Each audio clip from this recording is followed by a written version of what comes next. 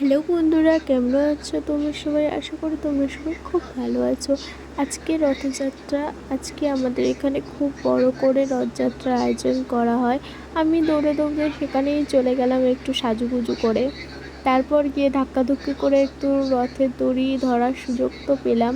তারপর তো কিছুক্ষণ দাঁড়িয়েই থাকতে হলো, জগন্নাথ দেবকে সাজানো হচ্ছিল বলে। তারপর কিছুক্ষণ ওয়েট করতে করতে রথটা যখন ছাড়লো, তখন আর কি বলবো, কিছু বলার নেই। কারণ কি, এক ধাক্কা খেয়ে সেই দড়ি তো আমার হাত থেকে ছিটকে চলেই গেল। তারপর আর ধরারও সুযোগ পাইনি। আমাদের এখানে প্রচুর ভিড় হয়, অনেক দূর দূর থেকে মানুষ আসে, মায়াপুর থেকেও মানুষ আসে, এসে এখানে রথযাত্রায় অংশগ্রহণ করে। যাই হোক, আমি তারপরে আর রথের দড়ি ধরতে না পেরে চলে এলাম। যাই হোক, আপনাদের রথযাত্রার দিন খুব শুভ কাটুক।